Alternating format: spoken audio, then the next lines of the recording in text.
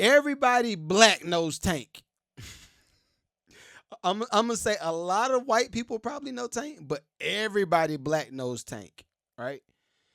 I think because that is what his brand has kind of been, it makes him hungry to keep making fire. I feel like that will always be a proving ground for Tank because Tank is like, yo, I'm out here. I'm one of the best to do it. I'm doing the show. I'm in top tip condition. My body look good. I got a bad wife. I feel like Tank is in that category where it's like, yo, y'all still don't see me. Like I am literally him. Oh yeah, y'all, all y'all artists that y'all love, y'all top artists that y'all love. I wrote those songs. Man.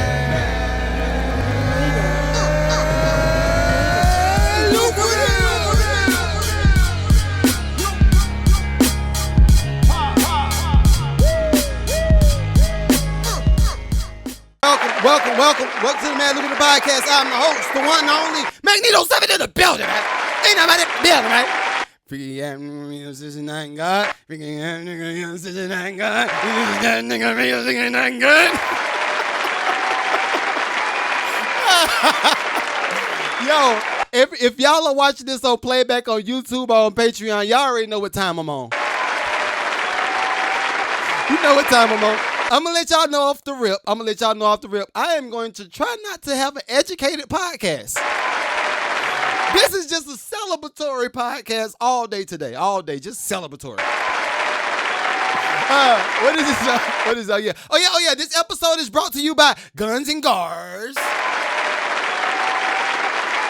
Guns and Gars, I had him on the show 2 weeks ago, and I told him, I was like, yo, send me some merch. He sent me some merch. It's a medium. Now, I'm going to let y'all do the math. Y'all, everybody on TikTok, I'm about to shout y'all out. Everybody on Patreon, everybody on Instagram, everybody on Facebook. Where else we at? Everybody on YouTube. Listen, y'all, this is a medium. He sent me a medium, and y'all look at me.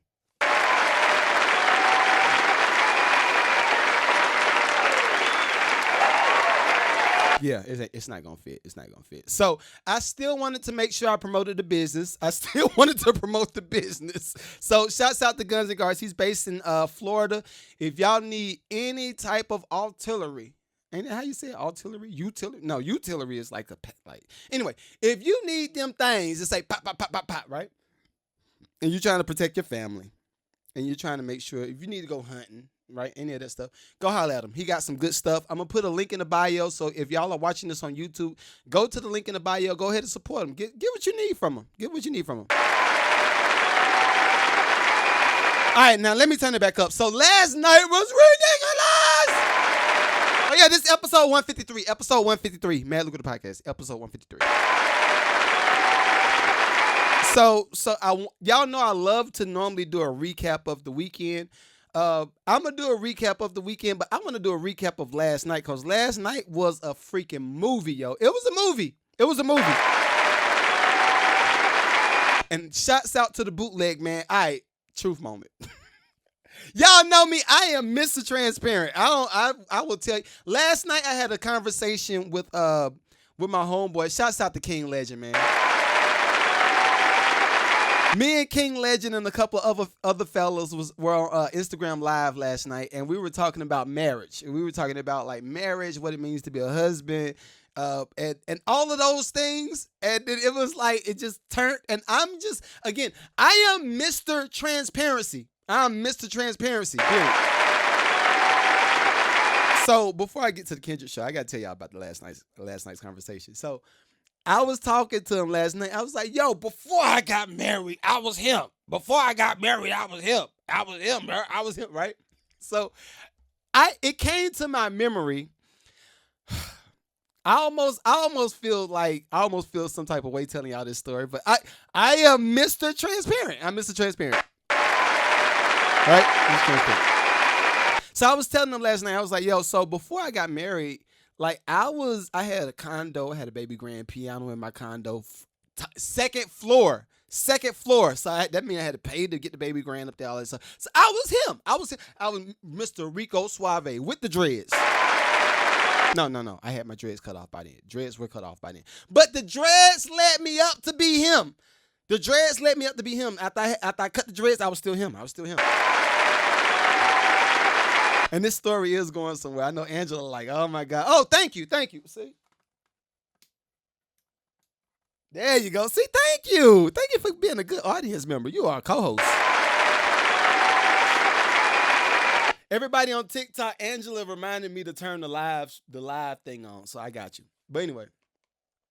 So I was talking last night. I said, look, my 8-year-old actually found the picture of me in my dorm room.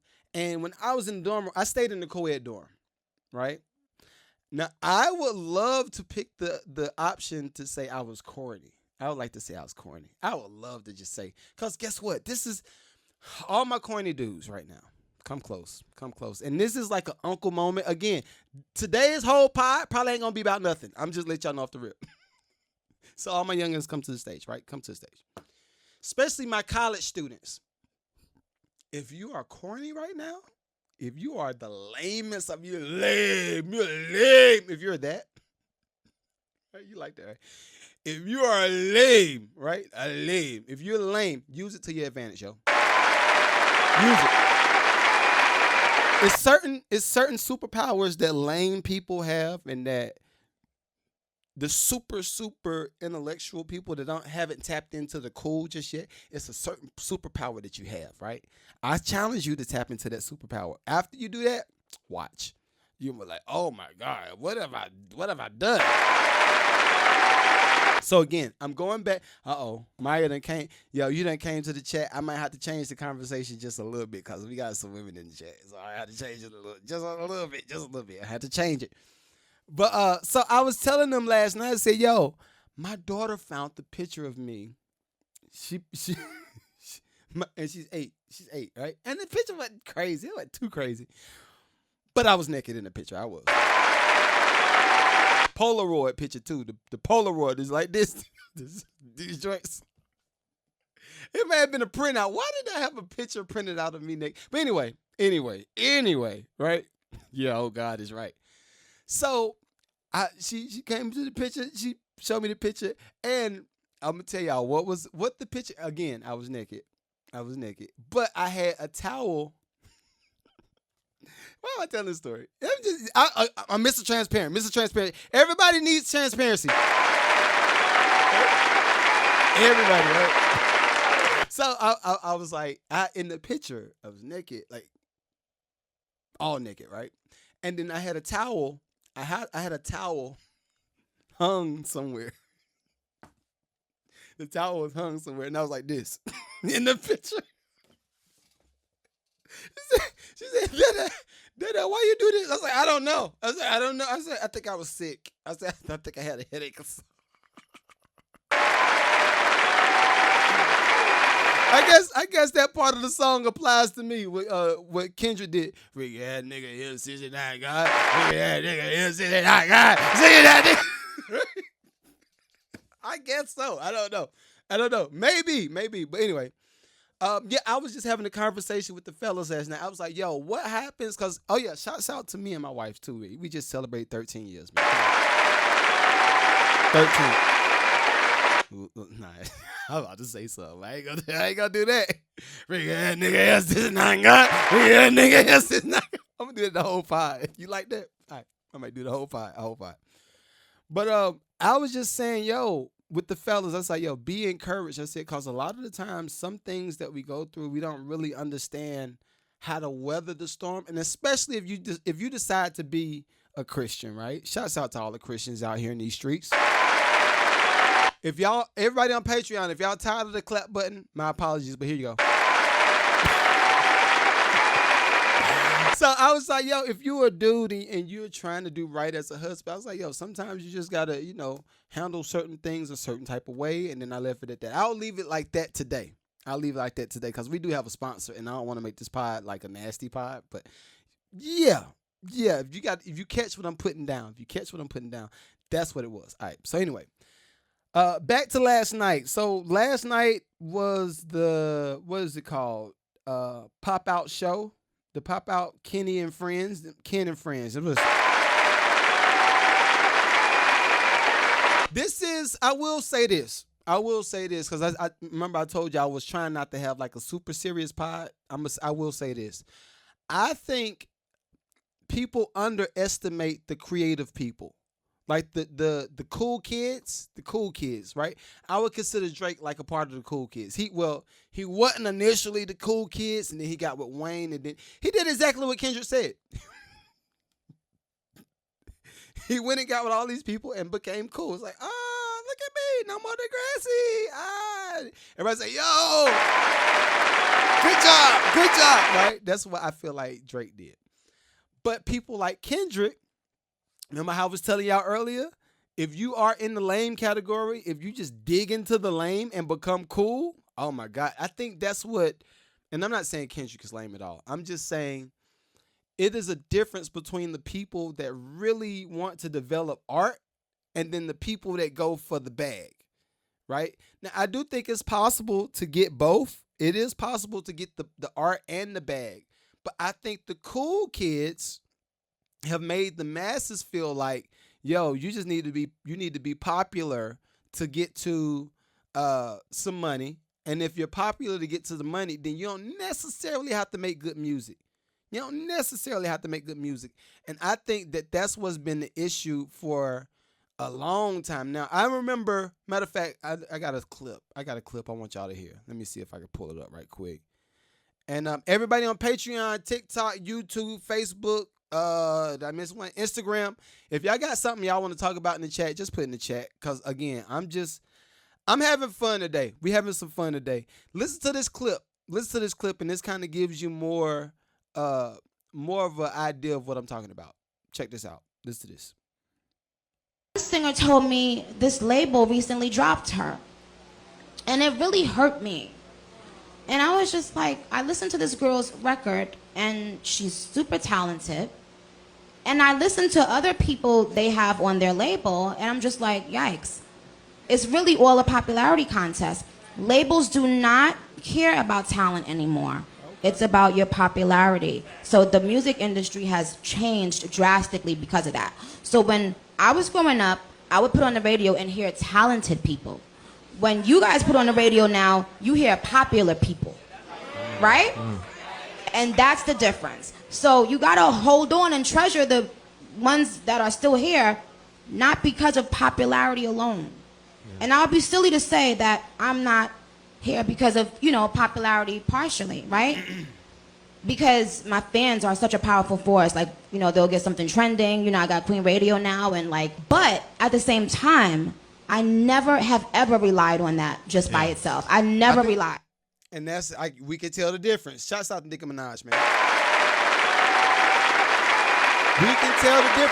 We can tell the difference. And I'm trying to have fun. I'm not trying to get super serious. I've looked back at a lot of my last 3 episodes of the podcast, and I sound angry. I don't like sounding angry when it comes to what's going on in the music business, entertainment business, independent artists. I don't want to sound angry, but I want people to be informed. And I think that's what I'm learning. Like, I'm trying to get that happy medium where we can have fun with it, but still make sure that people are informed with what's going on.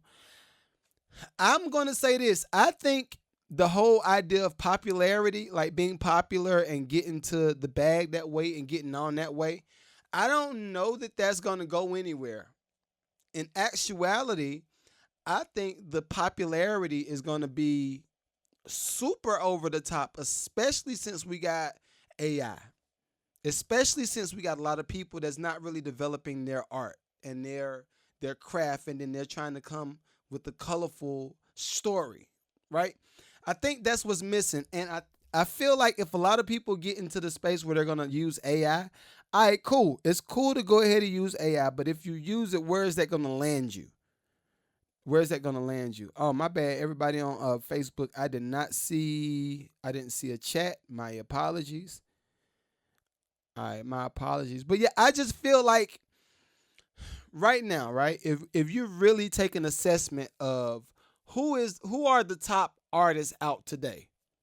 And when I say top artists, I'm not talking about just hip hop. I'm not talking about just R&B soul. I'm talking about all the way across the board. What are the top 5 artists you can name present day? Top 5. I know off the rip, I would probably say, of course, Taylor Swift. Shouts out to Taylor Swift. And then who else? Who else we got? Beyonce. And then who else? Who else? Who y'all got in the chat? Top 5 artists. Teddy Swims. I can see that. I can see that. But see, this is even with that. I'm glad you said Teddy Swims. I'm glad you said Teddy Swims. Shouts out to Derek. My thinking when it comes to people like Teddy Swims is he has enough money behind the campaign to make sure that he stays hot right now. I want to know what he looks like in the next 5 years. Right? The next 5 years. And it normally, I say 5 years because it normally takes around that time for an artist to either prove that they can do more music over and over, or it takes that much time for us to see if the artist has what it takes to stay current, or they just fall off and they end up doing whatever they feel like doing. Like case in point, and I'm not saying he fell off, but what happened to Ed Sheeran? What happened? What's Ed Sheeran got going on right now?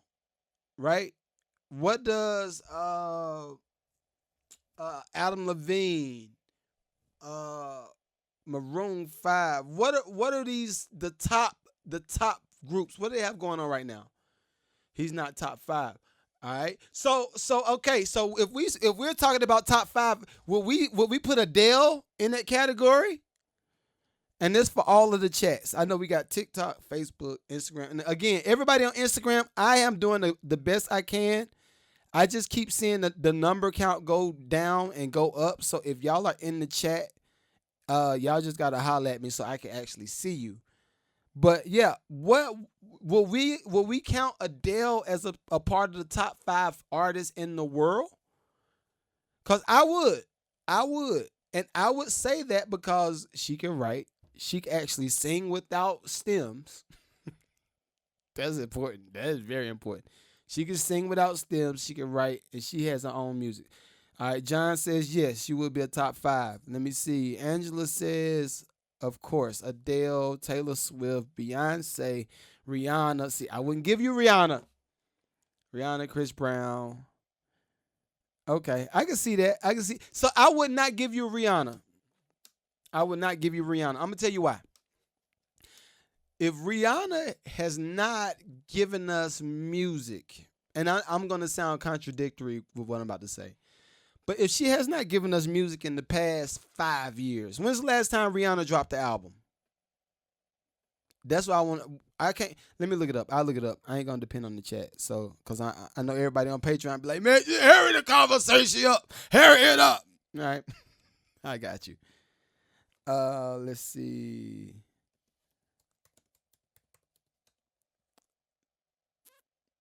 You would consider Tank a top 5? Wow. So the Anti album was Rihanna's last. No, that can't be right. Is that right? 2016. So 2016 was her last album. So all right, let's do the math. 2016 gone. 17, 18, 19, 20, 21, 22, 23, 24. Well, 7 years because we're not finished with 24 yet. If she has not given us a song in 7 years, we still want to consider top 5. If she has not given us a tour in the last 7 years, we want to consider the top 5. I know all the women say, she was pregnant, but she was pregnant. Beyonce was pregnant. Maybe Beyonce is like Tina Turner. She had the baby. Let me go back on tour. We got a nanny. All right, we good.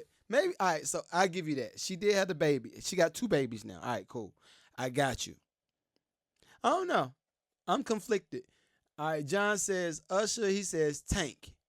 Usher, Tank. Okay. I would definitely agree with you on Usher.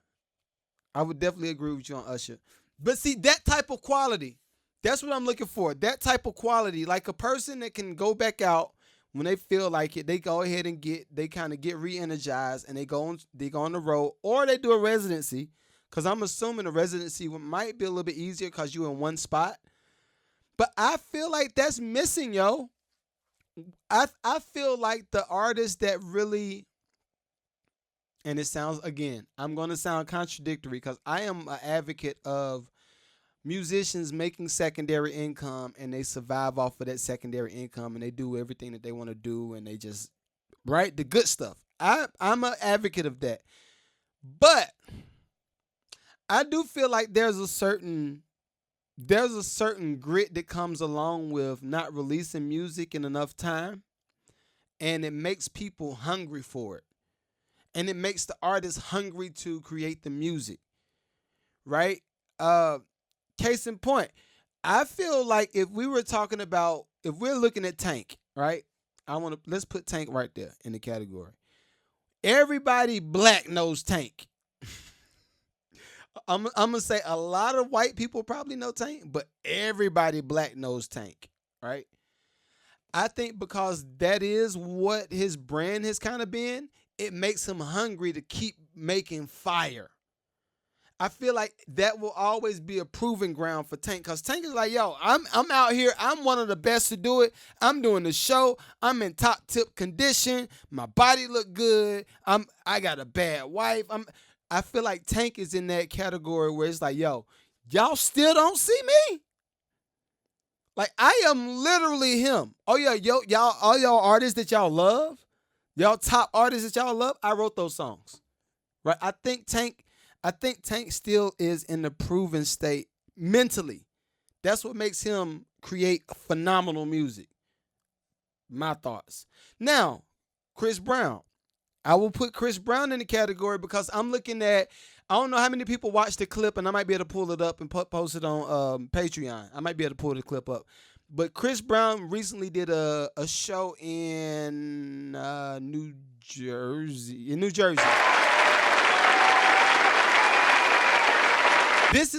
the reason I gave him a clap is this. This is the reason I gave him a clap. I love when a musician has the ability to be professional. That's the grit that's missing. That's so y'all know. I know everybody that watch my music reviews or that's come to music reviews, and I don't know why it's doing this.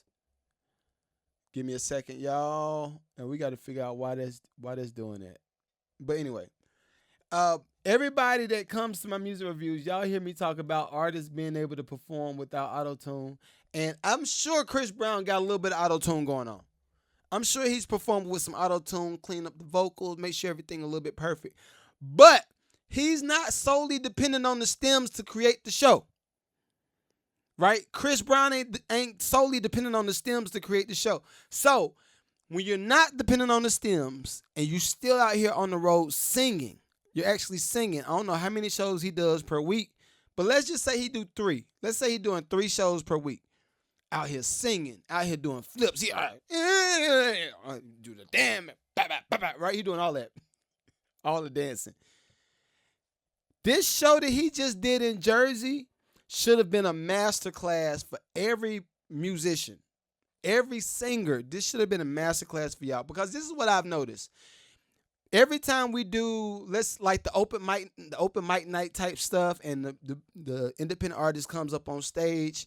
And they say, all right, my name is so-and-so, Bo Diddley, whatever, right? My name Bo Diddley. I'm up here about to sing this song. I wrote this song, and y'all, I want y'all to hear it. And then everybody, I wish I had a crickets button. And he wanted everybody to clap, but he just look out like that. Nobody claps. So the DJ plays the song skips. And this is the thing. I'm putting all of these obstacles in place because this is what I feel like is missing with independent artists. This part is what's missing. So Bo Diddley up on stage. He just talked to the audience. The audience ain't say nothing to him. He told the DJ, go ahead and play the track, DJ. The DJ played the track. It hiccuped. You know when the DJ played the song and let me start it again. Then he played it again, right? Comes up, and now Bo Diddley up there singing, and he just won the audience. And he about to get off the stage. The audience like this. That boy good. That boy good. That right there, I feel like every independent artist needs to see what that feels like. They need to see what it feels like because what happens is, and this is, I would account this to social media. I think social media has conditioned independent artists to feel like all of the conditions should be in their best interest. Everything should work out. The microphone is gonna be perfect. Oh, I'm gonna have in-ears on the stage. I'm gonna have lights. I'm gonna have the fire over here.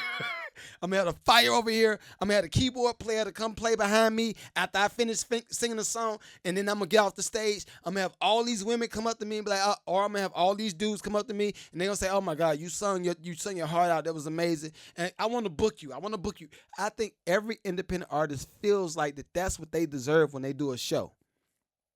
And this we talking about first show, first, second, third show. I feel like every independent artist feels like they deserve that treatment. You don't deserve the treatment. I feel like you need to work for it. I'm gonna give y'all. I'm gonna let y'all into my world. What happened when I was, and I've always been in a proven state. Always been in a proven state. So I have never. Y'all see this stuff now. Everybody on YouTube, I'm showing the plaques, right? Y'all see the plaques and the stuff now. Y'all see all of the wins and y'all see all the stuff that I've gained over the years.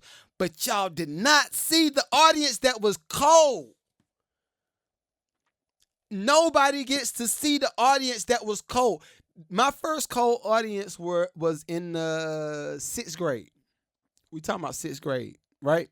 First cold audience. Me and my friends, we did a talent show in middle school. I was playing the keyboard. That was the first time I started programming. I sequenced what is the song? They're going to the water runs dry. It was the biggest mistake of my life. Hey, don't do it, baby. Right? That was the. Y'all know I'm extra. But I programmed that song in my keyboard. It was an XP50. First keyboard ever. I saved $1,500 to get that keyboard. It was about a year worth of saving to get that keyboard. Brand new XP50. But anyway, programmed the keyboard and everything was set up backstage. Keyboard was right behind the curtain. My homeboy Richard was about to play the little drum pad and we were going to kill it. We practiced the whole song. I think it's Boys to Men. I think it's a Boys to Men record. But anyway, practice the song. My homeboy Kent was gonna go up there, kill it. He was a singer. I was playing the key. It was ready. Everything was perfect before the show. Before the show, everything was perfect. What happened was it was a young guy. It was a white kid. It wasn't no racial stuff either. It was not nothing racial. I know black folk. It's always the white man. It's always the white man. No. It was just a goofy kid that just tripped over the keyboard cord. Well, he tripped over the keyboard cord, pulled the keys out, and I had to turn the keyboard back on, and everything was reset. The tempo was off by a little bit. John said, yes, it is. But the tempo was off. The key was off by a little bit. So it's like everything was just messed up, right? Turned the keyboard on. They introduced us. I forgot what we named our group. We named our group something at the time. But anyway, they called us to the stage. We go up to the stage. We had the butterfly collar. I had a blue butterfly collar. My homeboy Kent had the lime green butterfly collar. I think my homeboy Richard had the red butterfly collar. Right? It was the time. It was within the time. So we get on stage, and I hit the keyboard, and it just goes dumb. Everything looks messed up. My homeboy Kent looking like, yo, you might have to just play this joint. So, all right, cool. I ended up playing the keys. My homeboy Richard played the drum pad. We didn't have real drums. He just played the drum pad. And we won the audience. By the end of that performance, this is 6th grade, we won the audience. Every obstacle that was put in our place, we defeated it. Right there on the stage. Right? Everybody said, yo, them boys good. Right? So after that, we ended up excelling. We started a choir. It was I think the Voices of Victory was the first choir we started. Had 50 kids. All of the kids wanted to come over and do what we did because we became the cool kids from doing the things that we already like to do. We were corny, technically, but we were the cool kids after we had something to offer. We proved it. So then that reputation followed us from so 6th grade, 7th grade, 8th grade. Now we touch high school. We get to high school, we talking about counselors, we talking about principals, we talking about band teachers. Yo, y'all gonna start a choir over here? Are y'all gonna start one? They knew we had one in middle school, but are y'all going to start one when we come up? It was like, yeah, we'll start one. We named that choir in high school Chosen for Praise. I misspelled the T-shirts because I was illiterate. Whole nother story, right? But the representation that we came with, it was there already. I'm also, let me put it into context. Let me put it into more context. With the middle school choir, we ended up performing at the CIAA tournament, doing halftime show. We ended up performing and opening up for God's Property at Carowinds. We got the free tickets. This is all developed from doing what we do and winning the crowd. Constantly winning, never feeling like we always got it, never feeling like anything is going to be in our best. I feel like even with this, I feel like that's why quartet singers and church singers, I feel like that's why they be the best musicians, especially singers, music, like keyboard players, drummers. I feel like that's why we be the best. We be the best musicians when you throw us into that element, and we already had to prove ourselves within the church side. Oh, they looked at us dead in our faces like, you gonna do that? That's what you sound like? You gonna sound like that? Yeah, right? If they treated you like that, and then you came in and proved yourself, when you learn how to do that, you are ready to be a musician. You are officially ready to be a musician. But the new kids, shouts out to the new kids, shouts out, Uncle Nito loves you.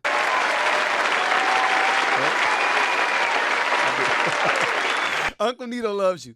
But I think the new kids, y'all are coming up with the idea of stems. Yellow Bone Production, appreciate it. Yo, what's up, man? What up?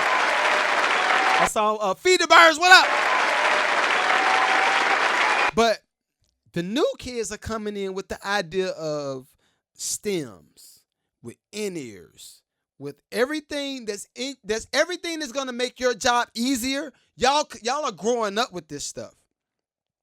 I think that is building up some type of I don't know. I feel like y'all think y'all should be given stuff. And I feel like y'all gotta win it. Y'all got to earn it.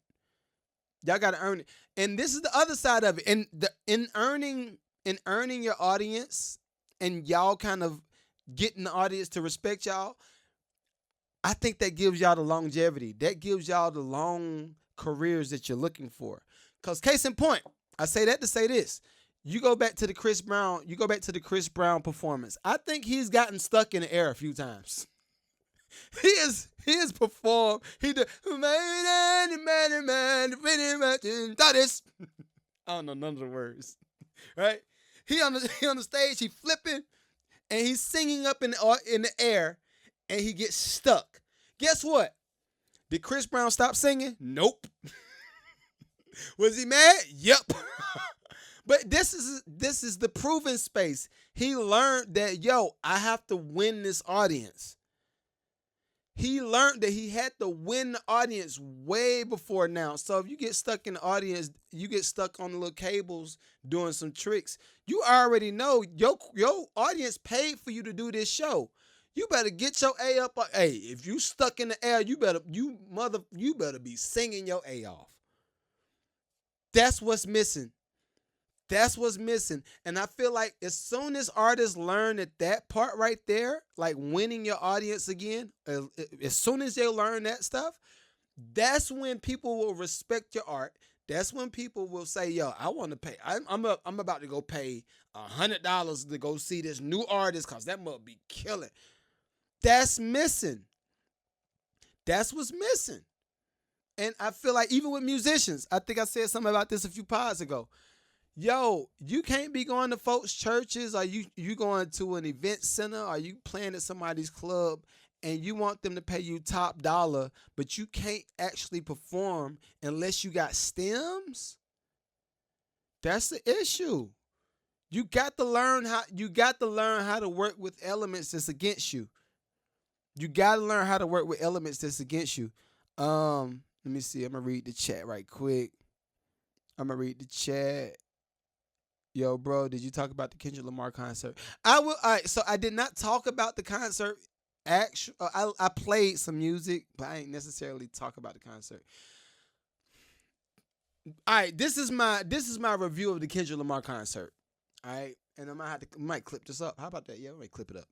This is my review of the Kendrick Lamar concert. I think Kendrick, just like I was, it's something about the older artists that had to prove themselves before the antics came in.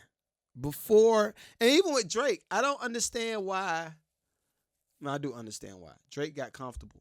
That's what it was. He got comfortable, and he still is comfortable. Once you cross a couple million, it's just different. It's just different. Chris Brown is not him. I agree. I agree. But I think let's do some comparables, right? And I'll talk about the Kendrick Lamar concert in the form of comparables. All right, is that cool? We'll do that. I think ain't nobody say it's cool. I'm gonna say it's cool. It's cool. So when I think about the Kendrick Lamar concert, the first thing I could think of is unity. That's the first word that comes to mind. Unity. Um, even in this, watch this. When we started hearing all of the diss records, like Kendrick and Drake going back and forth, right? All of the back and forths. I never actually, even when Kendrick said, I hate how you dress, I hate all of this stuff, right? He said, I hate all this stuff, right? I still didn't believe that was Kendrick's real response to Drake as a person. I still, to this day, I don't feel like all of the words that I hate them, I hate them. He just used that in the song. And the actual chord was the first song where he said, I don't hate nothing, I don't hate nothing, or whatever. It was just a reflection. It was like a reflective moment. I feel like Kendrick was like, all right, I got him to bite. I got him to bite. Let me turn it up and show him myself. Let me turn him up. Because I think this is another thing. I feel like Kendrick knows what Drake means to the music business. He knows what Drake means to black people. He knows what Drake means to popular music, right? And the stuff that we bop to, right? Kendrick also knows that he's not really interested in making those type of bops. He is a real artist. I feel like if you were to divide Kendrick Lamar, you would think of the movie Ghost. Y'all remember the movie Ghost? Some of y'all youngins don't remember what Ghost is. But the Ghost movie with Patrick Swayze and I can't remember, was it Demi Moore? It may have been out. Who was the other chick? She was bad back in the day. I can't remember who the other girl, who the main character was. But anyway, I feel like Kendrick is like that. I'm gonna go over here and I'm gonna create art. I'm gonna sculpture this joint. I'm gonna get deep. I'm gonna get emotional, and I'm gonna put this on record and give it to y'all. And y'all do whatever y'all want to do with it. But this is what I wanted to give y'all. I think that's Kendrick, right? I'm gonna give y'all what I want to give y'all, and this is my art. Take it or leave it. Done. Now, go to Drake's side. I feel like Drake has had I think as soon as he touched Cash Money, he became Wayne Jr. I think Drake became Wayne Jr. From the standpoint of feeling like you have to consistently give so many records. Cause you gotta think Wayne was in the middle of doing all the mixtapes back in the day. He was putting, it felt like he was doing a mixtape a day. He was just dropping, right? I feel like Kendrick got in that space and never left it. Well, I just got to keep delivering. I got to keep giving you bangers. I got to keep that. And then as a result of him doing and conducting business that way, it made his business relationships have to move like that. So yeah, since I'm gonna keep banging you out, I'm gonna keep banging. What I'm gonna do? I'm gonna sell some of this publishing. Bam, sell the publishing, get 10 million. I'm gonna pay the 10 million back. You know what? I'm gonna do another one. Bam, get a publishing, sell some more publishing, get 60 million, come back, create more music. I feel like that's what Drake's idea has been, right? And I could be wrong. I could be completely wrong. But it just what it feels like. Feels like that's what he's doing with his catalog, with his music catalog. I'm gonna keep re-upping. I'm gonna re-up. And I'm not necessarily focused on creating art and having and longevity as much as I am chasing the number. I feel like Drake chases the number. Kendrick don't care about the number. Even if you look at the houses, right? And I ain't gonna front. I want a bigger house. I ain't gonna front. The house that I would peak out at would probably be like 8,000 square feet. I would love probably 8,000 square foot house. That'd be like a sweet spot for me, right? But I'm not willing to do anything. I'm not willing to just do anything and sell anything. And I'm not willing to just do whatever to just get the house. I'm good with making sure that family is good, making sure we're morally sound, making sure we're trying to develop ourselves mentally, develop businesses, give back to our communities. All that's me, right? But everybody ain't built like that. So I just noticed the difference. And even with I know a lot of Drake's fans would say, and I'm a Drake fan too. I ain't gonna front. I love Drake's music. Well, the newer stuff, maybe not so much. But the older Drake records, I love them joints. Joints is fire, right? I think I've realized that it is a certain. It comes, and I'm trying not to get in an Illuminati conversation. That's why I'm trying to pick my words. Like I'm being real. I'm tiptoeing around it because I don't want to get Illuminati. But I feel like there's something that needs to be said about the people that never feel like they have enough.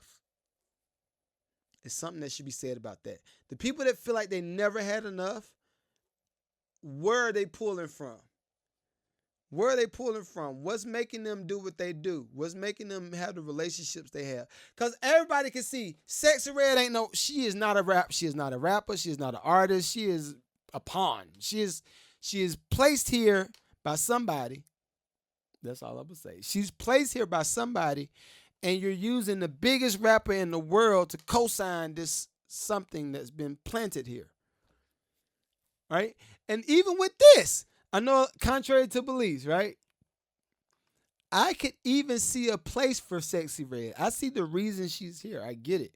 And not just from the standpoint of she's here to make black women look bad. That's a cop-out route. That's like anybody saying, I believe in Jesus because I don't know where something comes from. I believe in God because I don't know how the earth was created, right? Nah, give me more context. I need more context, right? So, I feel like she probably did have the idea to do music at some point. And then the powers that be said, look, I'm going to go ahead and let's put some bread on her and make her look a little bit better and just send out on the road with Drake. That's what I think. But I don't know if y'all are noticing. The money drying up, yo. The money drying up. And I'll step out there and say, I don't think that we're far from an AI version of Sexy Red. 1,000 of them. 1,000 of them. I don't think we are far from an AI version of Sexy Red. I'm going to tell you what I mean by that. So if you think of the content that she produces, right? And when I say content, I'm not just talking about the music. I'm talking about the aura, the persona that's on camera. Every time she hit the gram, who she with, what she look like, how she dancing, all of this stuff.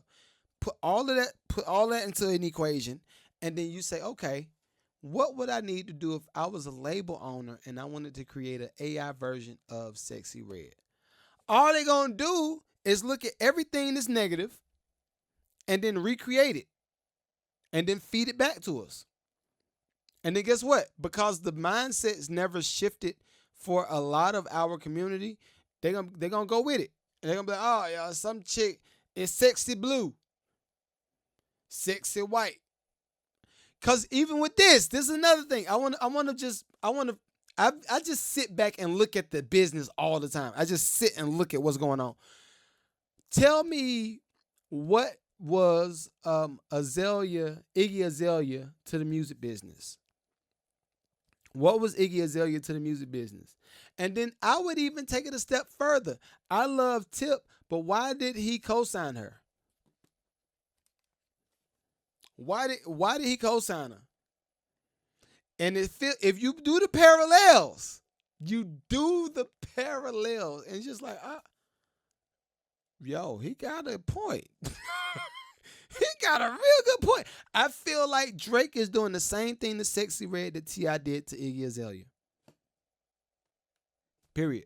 And then now you look at the artists that came, because even Azalea Banks. Azalea Banks was like, yo, I was here first, and you gonna take some of my name and gonna give it. I'm just saying. Yellow put the faces on there. Yes. So I'm looking at all of this stuff, and I'm thinking, okay, if we are to the point now where music can be developed via AI producers, AI songwriter, AI artists, because we had the AI rapper. They tried to get it off. They tried to get it over on us about, what was that, about 2 years ago now? They tried to give us the AI rapper. Everybody was like, yo, you just took, I think they said you took the Gunna flow, or you took the Young Thug flow and the persona of Young Thug, and then now Thug is facing a trial with the whole Rico case, and now you got this AI rap. These are the conversations that I think about consistently, and they just disappear. Why did they disappear? Who made the conversation disappear? And again, see, I told you I was trying not to have a serious part. I was trying to keep it up. So, energy. I want to keep the good energy. Like, yo. But what happened? I want us to think about that stuff.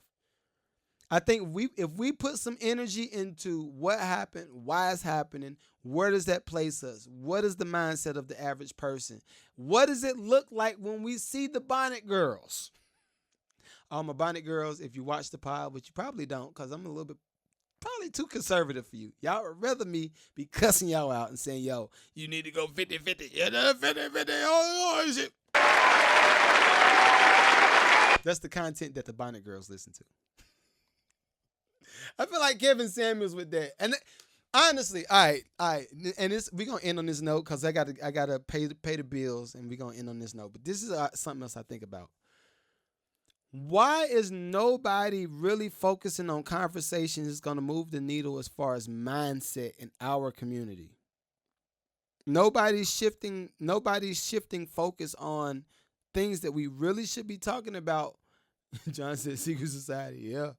But nobody's shifting focus on the things that we should actually talk about in our community that would either benefit us or that's currently hurting us. Right? I don't think nobody's putting no energy into it. Case in point. And I'm not gonna say who was running. I'm not gonna say none of this stuff. Right? I'm gonna just say we did an event. We did a Juneteenth event last Saturday. And it was fun. It was cool to be outside. It wasn't cool. It was hot in the mug. It was mad hot. In Georgia, it felt like 100 degrees. It was stupid. But anyway, we were all outside. And of course, I noticed something, because I ain't gonna front. I do lean a little bit closer to the conservatives as it relates to family, as it relates to mindset, and how we view what's gonna make our community better. I lean a little bit closer to conservative, right? But I am more so independent. So voila, that's how I vote. If you ever want to know, that's why I think the way I think. But anyway, we're outside, and I'm seeing a bunch of Democrats and a bunch of, they had Dems on the tent. So I'm curious, because I knew my mindset growing up and how my family was like, yeah, yo, you need to vote for what was it? It was Clinton, then it was Hillary. Then it was some other people. They're like, you need to vote for so, right? So, of course, you're 18. It's your first time going to vote. You're going to vote for who your family tells you to vote for, because you don't know no better just yet until you grow up. And then you start reading policy. When you start reading policy, then you're like, oh, this. And putting two and two together. I'm going to step out there and say this. I don't trust none of them. I don't trust not none one of them. I don't believe in none of them. I don't trust none of them. I just read policy. I read policy and I look at the history of a person. That's what I like to do. I read policy and I look at the history of a person. And I'm looking at the history of one person.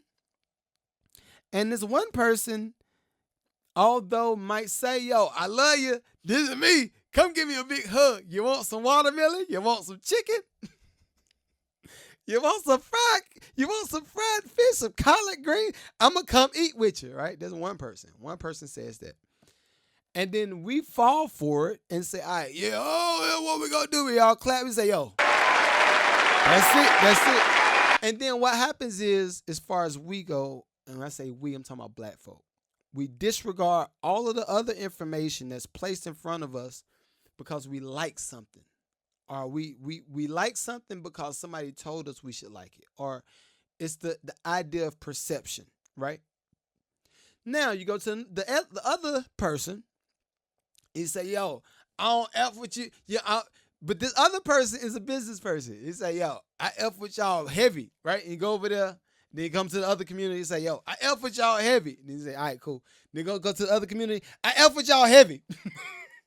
Everybody say, I go with y'all heavy, right? I F with y'all heavy, right? But then you look at policy. And then you look at what the status of gas was. One person was in office, gas was closer to $2.80, maybe $3. Another person in office is $4, $5. Then you look at inflation, and then you look at the housing market, and then you look at what's going on with the war and all this. One person be like, yo, y'all want to do this? If y'all want to do this, we ain't gonna help you. We out. Hey, go ahead and pack all of this up. Pick all this up. All right, come on. We're done. Let them do what they're going to do. Let them do that. One person did that. And the other person, we already see what's going on. Right? So how did I get into this kind of conversation? Selling things to an audience. That's one thing. Selling things to an audience. I would rather people be informed of everything. I want everybody to be informed because I'm sure on the Democratic side, I'm sure they'll have some very good talking points that will make sense. And I'm sure on the Republican side, we'll have some talking points that make a lot of sense. But I just want people to say, this is what it is. I'm going to take off the filter, which I know we'll never get the filter taken off. What up, God? God of information, what up? I'm sure neither party will take all of the filters off, and we're going to get everything filtered. So it just is what it's going to be. But I would prefer, if they don't take the filters off, we do the research for everything. Do the research and see what benefits who, right? And that's all I say. I'm going to leave it at that. Because this could be a deeper conversation. But again, I'm already up. I'm already almost on 2 hours again. I'm sorry. I'm almost at 2 hours. But anyway, we got to pay some bills. This episode, I told y'all off the rip, this episode was brought to you by Guns and Guards. Shouts out to Guns and Guards in Florida. That's the t-shirt right here. If y'all want to know about the t-shirt and you're watching this later on, just go to the beginning of the pod. I talk about the whole thing. But yeah, shouts out to Guns and Guards. Also, this episode is brought to you by No More Starving Artists. No More Starving Artists is my 501c3. What we're doing this summer is we are looking at teaching teenagers, preferably teenagers.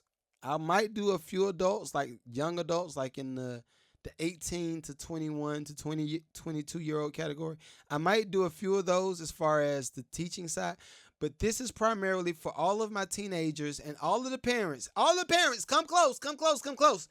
If you have a teen that's at home right now, and you just looking at them like, look at you. What are you going to do with your time? What are you doing right? I got something for you. It is called Boot Camp with Nito and Friends.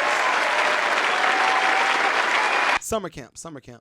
What we're going to be teaching the teenagers is music production. We're going to be teaching them songwriting. We're going to be teaching them some AI elements. We're going to be teaching them mixing and mastering. We're going to be teaching them marketing. We're going to be teaching them how to stream. It's a lot that we're going to be teaching these kids in 2 weeks. It's going to be 2 weeks worth of time that I'm going to spend with your teenager, and I want to make sure that they get as much information as they have as they can, so that when they go back to school, they're going to be like, yo, I am one of the top streamers. Like, y'all seen Casanat, but look at me. I'm here.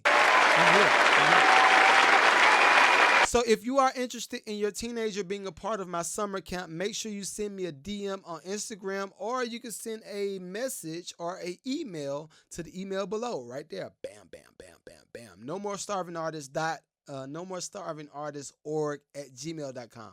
No more starving artists org at gmail.com. But again, look at the screen. Look at the screen. And if you're watching this, and I would love to have your kid. I would love to have your kid. Pause. See, you got to put a pause right there. But I would love to have your kid take my course because I feel like they are going to be the next up. They are going to be the next generation. And I want them to be equipped in decision making, whether that's musically, whether that's business wise, whether that's how to pick better friend groups or how to pick friend groups that's going to go into business with them. I think it starts now. It starts now. It don't start out the high school. It don't start out it starts right now. So again, if you want your kid to be a part of my summer camp, tell them to come through. I would love to have them.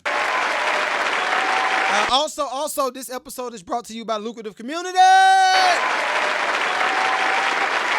Shouts out to everybody in the Lucrative Community. This is for the adults. This is for the adults. Right now, I am giving everybody 1 free week with me in a Lucrative Community. If you are interested in joining my community, which I coach weekly, Sunday nights, coaching. I try to shoot for an hour, but it normally goes over to about maybe 3 hours because I want to give y'all as much information as you can get. I want everybody to win. But anyway, if you are interested in joining my Lucrative Community, use promo code WINNING24. WINNING24. Again, WINNING24. Use that promo code. Join my Lucrative Community. You just put that in the checkout when you're checking out on my website. When you check out, I'm going to say it again. When you check out, type in promo code WINNING24 and I'll give you a free week. And after that free week is $20 a month, but you get free music reviews and I'm coaching you. One coaching call with me is $1,500. Put that into perspective. So if one coaching call is $1,500 with me on one-on-one, and I'm charging you $20, and you get my e-products for free, and you get my sound packs, and it's a lot. It's a lot. So consider joining my Lucrative Community. I'm here to help y'all as much as I can. And I think that's it. All right. So till next week, I'll holla. Peace.